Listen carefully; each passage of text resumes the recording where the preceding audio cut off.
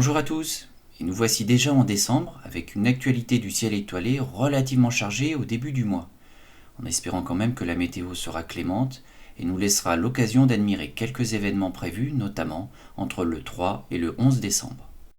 Et puis j'ai une petite surprise à vous dévoiler, c'est le retour du tableau noir après quelques mois de lifting. J'espère pouvoir le garder un maximum de temps pour l'astronomie, mais tout dépendra de la qualité de la peinture, car ce n'est pas un tableau minéral, et je ne sais pas comment il va se comporter lorsqu'il aura subi des centaines de nettoyages. Bon, nous verrons bien. Passons à présent en revue les principales planètes observables à l'œil nu, histoire de bien comprendre ce que l'on va voir sur Terre.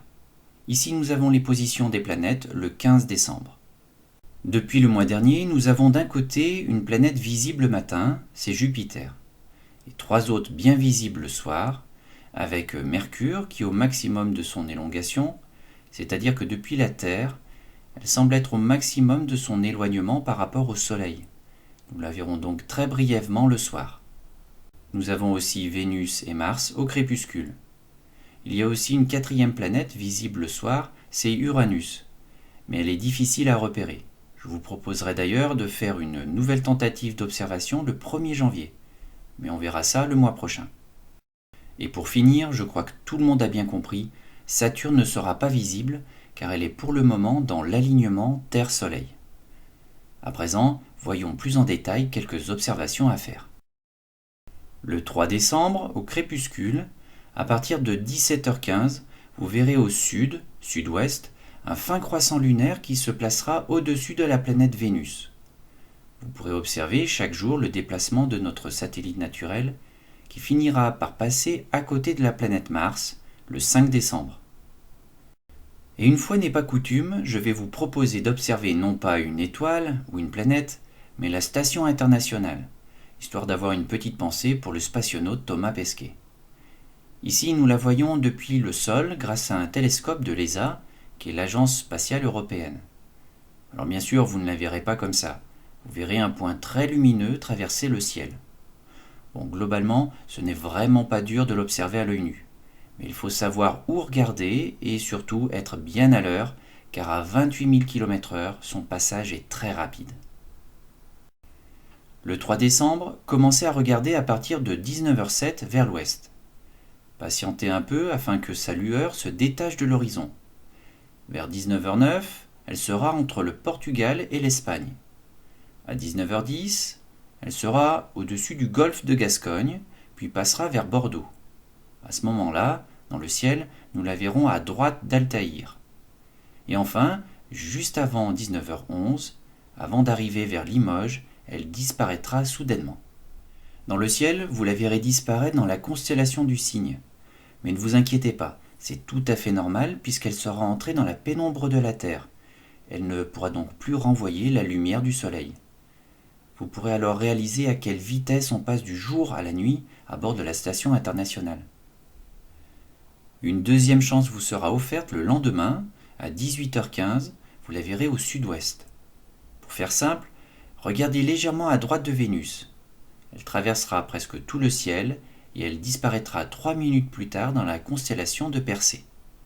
Quelques secondes après 18h16, elle sera au sud du Portugal. En 2 minutes, elle traversera l'Espagne et passera vers Carcassonne à 18h19.